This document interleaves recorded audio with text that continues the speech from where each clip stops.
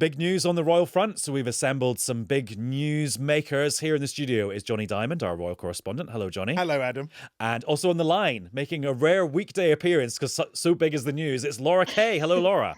Hello, Adam. What a story. Well, I remember last autumn, Laura, when this was all sort of starting to brew again, you and I having a conversation about, will the taboo about even talking about the royal family in the House of Commons be broken? And this now just seems like a whole other universe to that.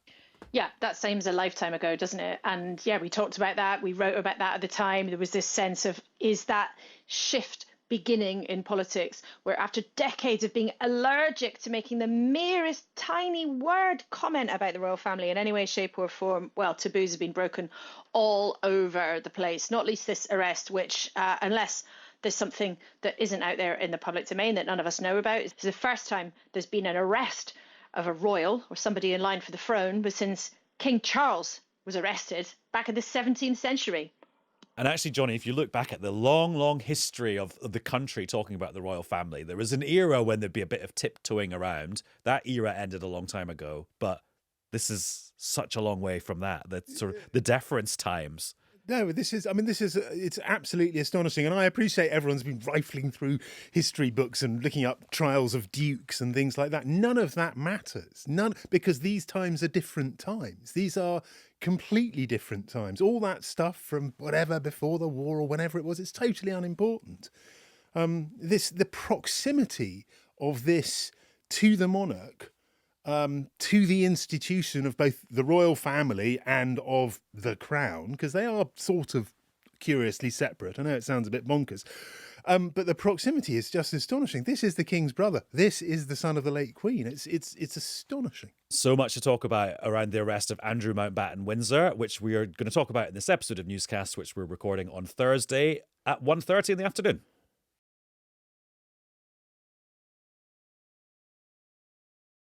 Hello, it's Adam in the Newscast studio. Laura is on the line. Hello, Laura.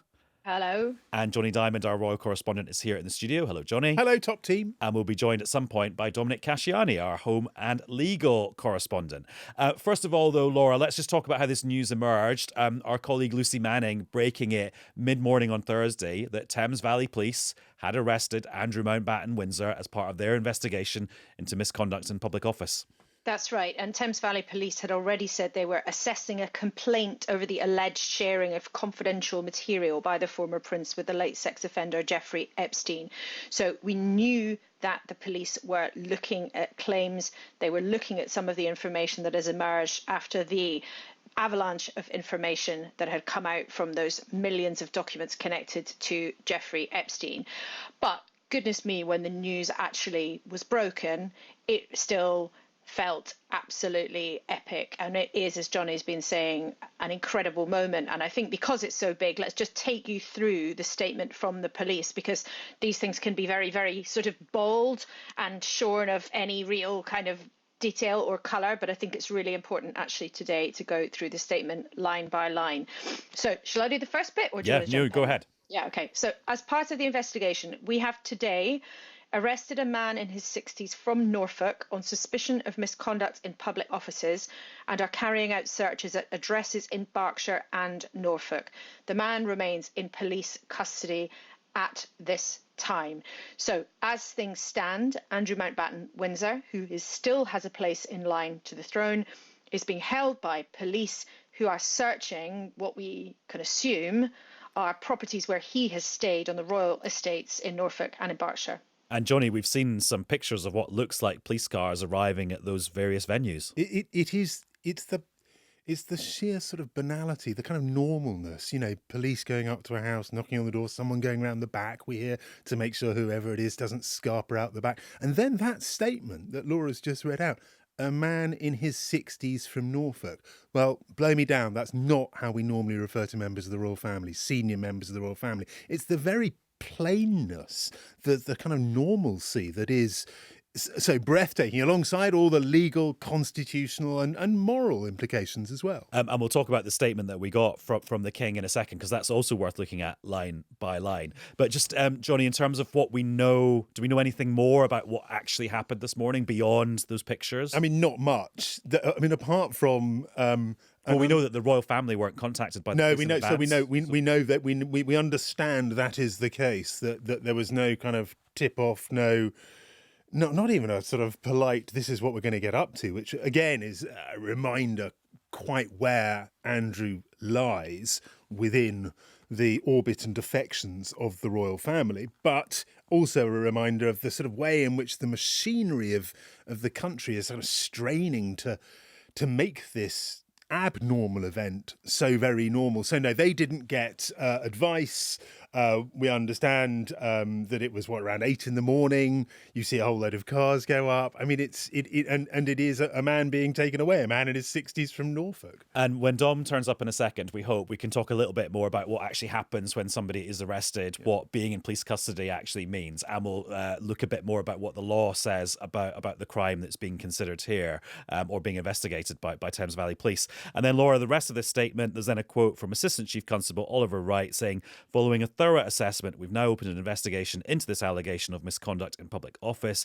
It's important that we protect the integrity and objectivity of our investigation as we work with our partners to investigate this alleged offence. We understand the significant public interest in this case, and we will provide updates at the appropriate time. And I suppose, Laura, there's two things going on there.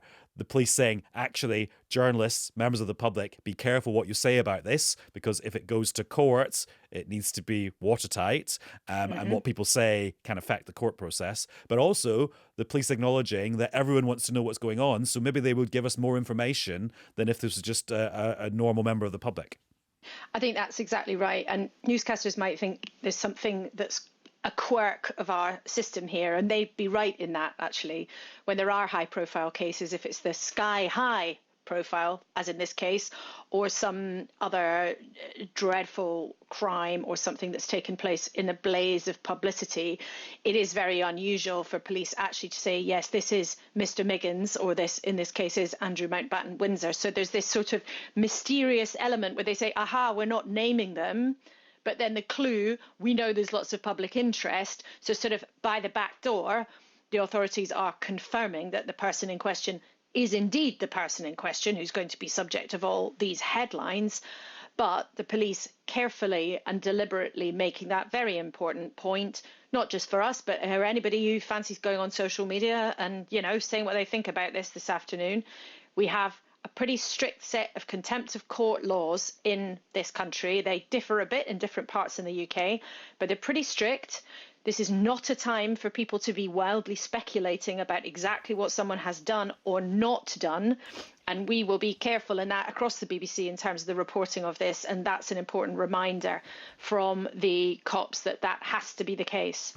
And Jonny, we haven't heard directly from anyone representing Andrew Mountbatten-Windsor today. What we've got to kind of fall back on is things he's let it be known previously. Yes, so he has always strenuously denied the allegations of sexual impropriety that have been placed in front of him. He has always denied that he made any financial gain from his various roles and positions.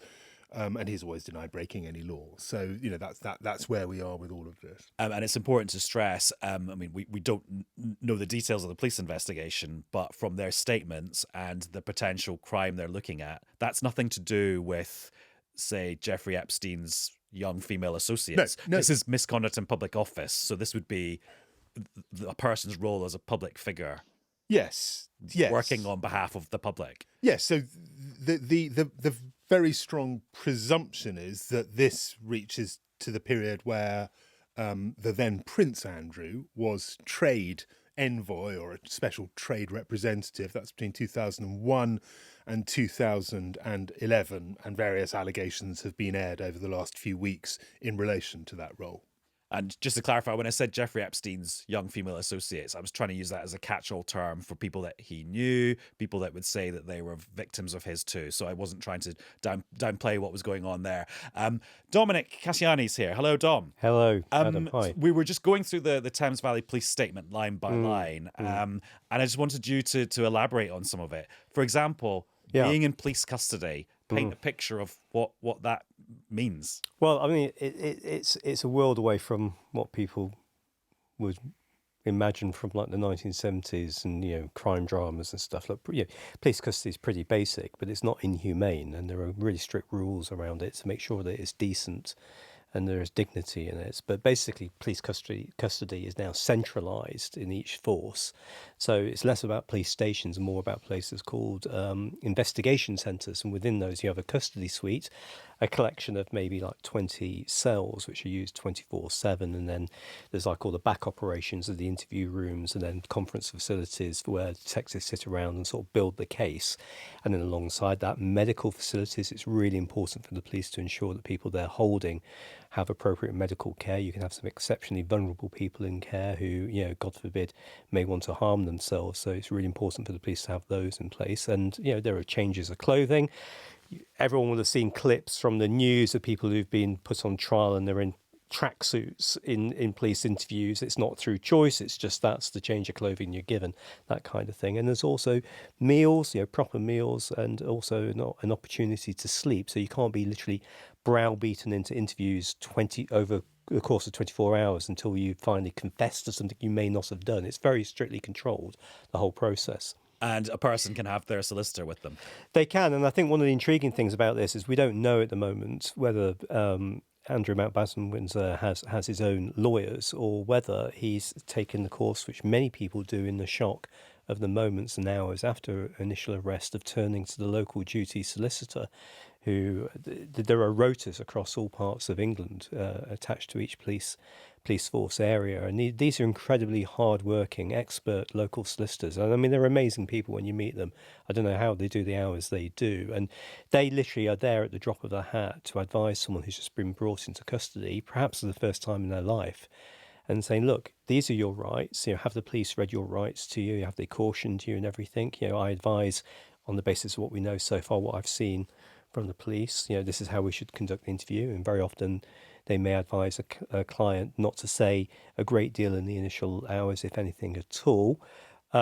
Duty solicitors can then effectively hand over to a specialist solicitor. That's often common where somebody already has a solicitor because they've been involved in the police before, or perhaps, a good example would be like a really specialist criminal matter like terrorism or white-collar crime. There are only so many solicitors in the country who are specialists in those fields. Right. And ideally, you need their help as well as the very, very important people who do the duty solicitor work. Yeah, and in a minute I'll pick your brains about misconduct in public office, what the law actually says about that. But Laura, let's do another statement then. Let's do the statement from the King from Buckingham Palace, because that's also quite jaw-dropping when you actually see it in black and white. It is, and I was just, as listening to Dom, imagining Andrew Mountbatten-Windsor being in police custody, just the incredible nature of the fact that a member of the royal family is in police custody. And as you say, his family responded incredibly quickly. The time has gone by when the palace used to keep their mouths very, very firmly shut in times of crisis. Today, the palace has responded very, very quickly. And it's interesting, it's the statement from the King that is making headlines around the world. I've just been looking on sort of CNN in the States, Fox in the States, Sky News Australia. It's a statement from the King that is really, really making those global headlines. And here it is. He says, I have learned with the deepest concern the news about Andrew Mountbatten-Windsor and suspicion of misconduct in public office. What now follows is the full, fair and proper process by which this issue is investigated in the appropriate manner and by the appropriate authorities. As I have said before, they have our full and wholehearted support and cooperation. Let me state clearly, the law must take its course. As this process continues, it would not be right for me to comment further on this matter. Meanwhile, my family and I will continue in our duty and service to you all. Charles R. Well, that is extraordinary. The King there issuing a statement about his brother being held by the police, issued within hours of his arrest, not just backing the police to do whatever they think is appropriate, but also, I think in that last line, really trying to separate himself and the other members of the royal family from his own brother. My family and I will continue. This person is someone who the police must pursue. Yeah, Jonny, interpret that statement for us. Not that it actually needs much interpretation when you just hear it. No, I mean, look, this is the stuff of kings and queens and Shakespeare and the long history of these isles. This division between the brothers, this forcing the king to speak as head of state, essentially forcing him to divest himself of a private life. I mean, this whole affair, this whole scandal, it goes to the heart of this tension that they always have between public role, private life, and separating them and making it clear what is open, what is closed. It's hideous for them because it casts doubt on the divisions that they have cast. But you've got him acting as the head of state, where he says, "Look, I've nothing more to say. I'm the king. These are my police forces, my courts." But secondly, that reference to duty and service, which is the foundation stone of the modern monarchy, which is the mantra of the royal family, and which does not sit at all happily with the investigation and arrest of the king's brother, who was, until a matter of weeks ago, a very senior member of the royal family and completely enmeshed in the institution itself. The things that jump out at me when Laura was reading that statement is, first of all, just the fact he refers to Andrew Mountbatten-Windsor. That's just an individual. There's no affection, kinship, familiarity, family stuff there at all. He's issuing a statement about a person that he doesn't even know. Yeah. And of course, that's a sort of inference from hearing it, as opposed to me trying to psychoanalyze the king. Then the other thing where he says, "Let me state clearly, the law must take its course."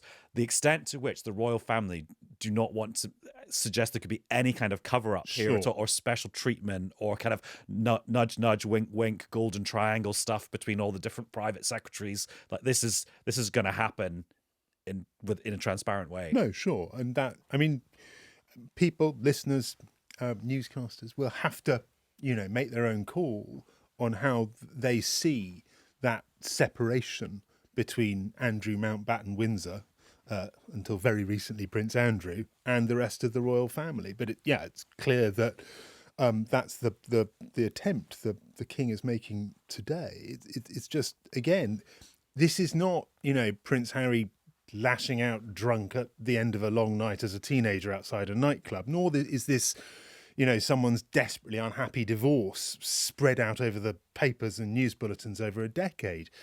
This is the intermeshing of the royal family, the monarchy, and the state, the government.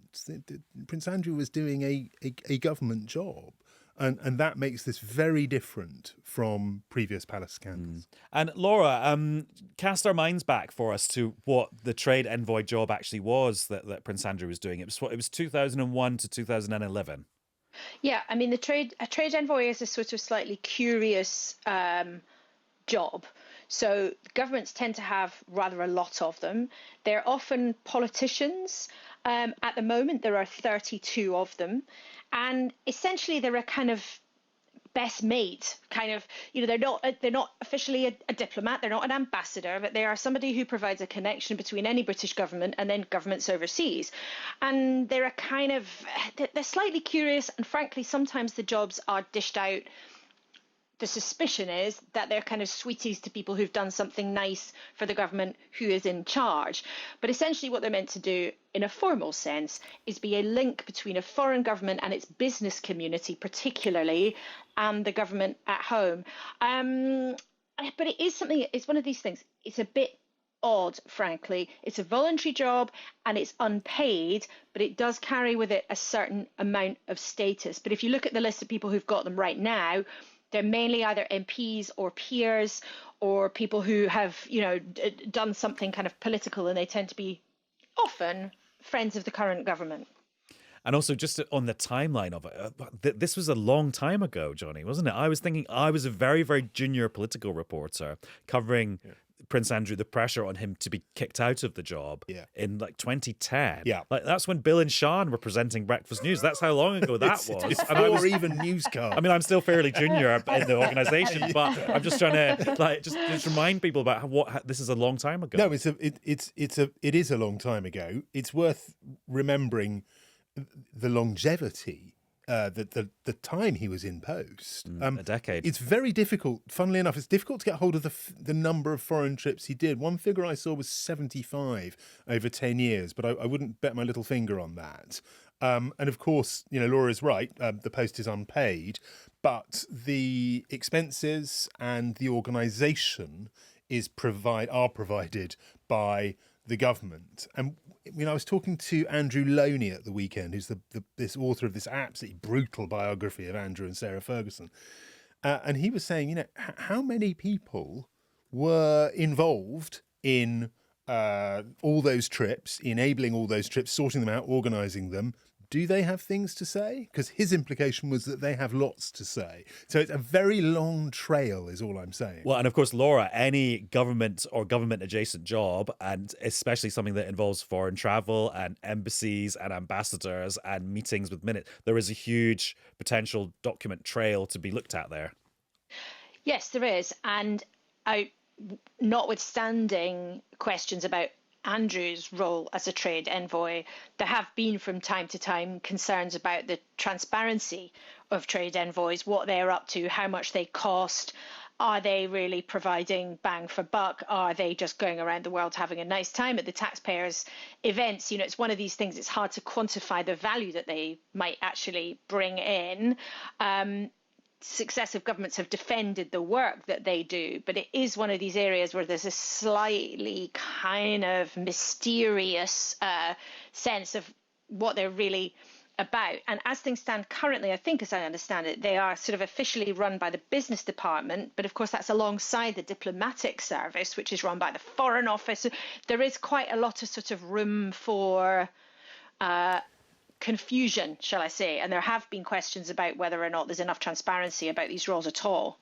And what I think is interesting is that, okay, the royal family is one institution. We're not used to seeing emails between different members of the royal family being entered into the public domain, but you and I as political journalists are very used to seeing emails that people thought were private then ending up in public for whatever reason, and us seeing in black and white how business is conducted. That's kind of what I was getting at. Well, that's absolutely right. I mean, how things happen, how things are made, this document trail and this astonishing trail of documents from the Epstein files has already had profound implications for all sorts of different people in big jobs around the world. It has also both dragged out, but also been what some of the victims of Epstein wanted to see. Sunshine is always said to be the best disinfectant. People have always said, many campaigners have always said, until this is all out there for everybody to see, every bit of communication that man conducted between him and his network of powerful, influential, and often wealthy people around the world, that push has been going on for many, many months, saying until all of this is out there in the public domain, it will never be possible to understand the extent of what really went on. And, just for a moment, it's worth acknowledging there are many different people in powerful positions in different countries whose careers have had consequences as a result of this massive document dump. Here, the story around Andrew, and who knows if there'll be criminal charges and who knows where that will all end.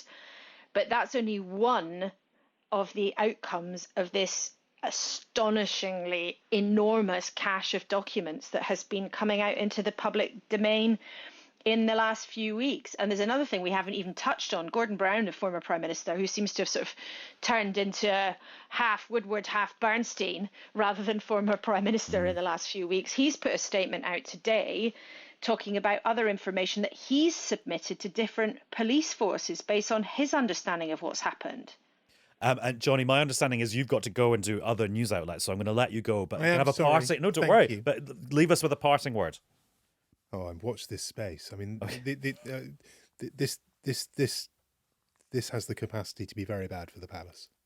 Well, that's a very good point on which to leave. Jonny, thank you very much. I'll let you move the microphone out of the way and scoot around the coffee table in the Newscast studio. Thank you very much. Right, Dom, you were tapping away furiously on your laptop there, I noticed.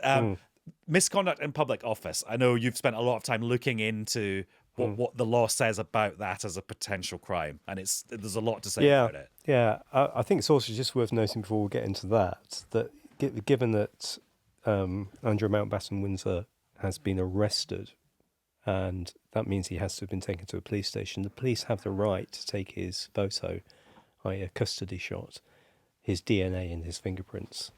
And just can you imagine that moment? I mean, that must have been an extraordinary moment, actually, for that to happen. So misconduct in public office. Yeah, look, it's a really complicated offence. And I first came across it, years ago when we had all the allegations of news organisations paying public officials for stories which came out of the downfall of the News of the World. And in essence, what it means is it's basically not an offence which was created by Parliament, which meant nobody sat down and kind of drew this up. It effectively evolved over the centuries.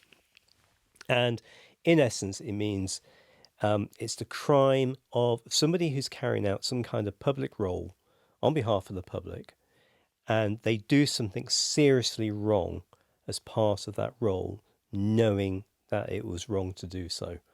And in the context of the newspaper cases I was referring to, those cases came down to very often situations where you had a police officer or a prison officer or some other official, and they had private information, such as information from the police national computer, and they were accused of passing it on or selling it to journalists or giving it to them as a tip, knowing that that particular piece of information was protected and shouldn't have been in the public domain. Those were the kind of allegations. So you can see there you've got someone who's acting as a public official. Got to prove that they're a public official in the first capacity that they were acting in. Yeah, so that's the first thing. You've got to prove they're a public official. You've got to prove that the act that they are accused of carrying out, which was wrong, was something which was part of their actions as a public official. So just give you an extreme ludicrous example. If you had a civil servant who deliberately knocks down his or her neighbour's wall, that wouldn't be misconduct in the public office. That's criminal damage. It's nothing to do with the fact they were a civil servant. Yeah, but if that civil servant took information about their neighbour and then went away into government databases and started looking them up and then used that information against their neighbour, that would be misconduct in public office. To just give you two examples. Yes. Now, once you've got that, you've then got this really complicated test, which basically says, if I can find it on front of my laptop here, I wrote this morning.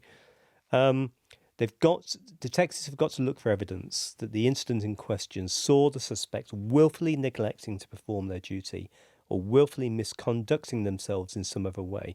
Now, that's a really wordy definition, and it's been a long source of legal debate. But by and large, what's happened in these cases is if the first two tests have been met, it's that kind of thing which is basically put to the common sense of a jury, which is why misconduct in public office is, in the jargon, known as an indictable only offence, which means it goes to Crown Court, it goes to jury. Now, once the police are over those three stages of sort of considering what the evidence is, the final stage is whether somebody actually has a defence.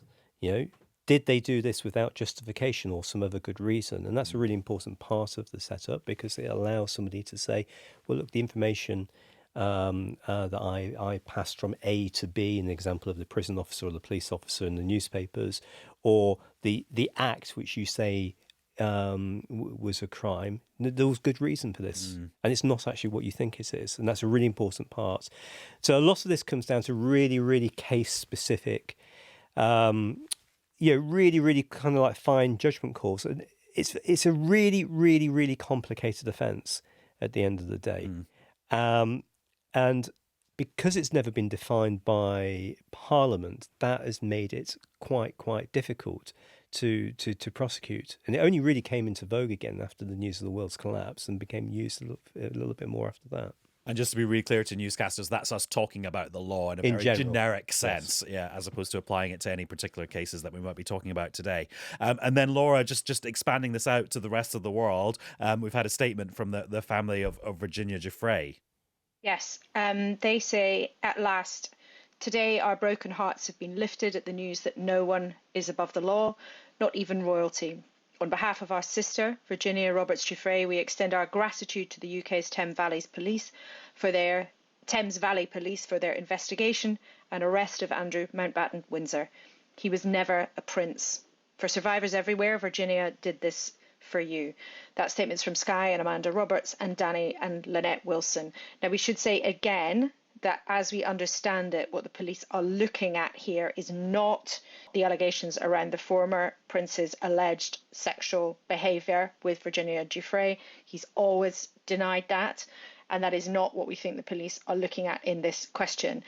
However, I think that statement from Virginia Giuffre, of course, Epstein's most prominent accuser who made allegations about Andrew over many years, will still be something that many people around the world find moving.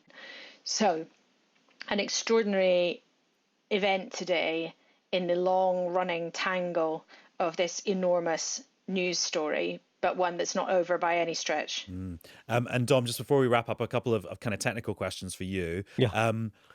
How long remind me how long a person can be held in custody before they have to be released or charged? Oh, this is very complicated. Oh, I knew you were going to say that. There are whole books on this stuff. No, I mean, look, it's quite straightforward, right? So, basically, up to 24 hours initially. Then the police superintendent can authorise up to 36 hours.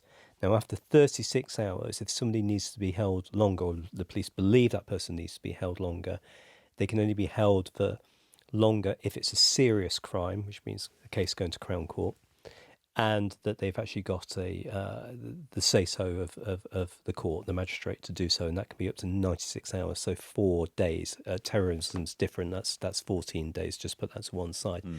In practice, though, what happens in a lot of cases, particularly where there is no issue of some kind of risk to the public, the police will arrest somebody, they will try and secure evidence. We know that there are searches going on at properties relating to Andrew at the moment.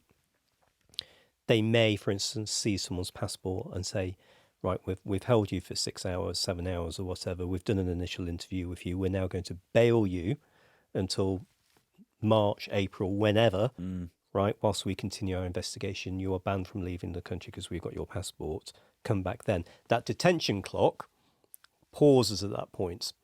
And then when they come back in, they can be basically taken back into custody.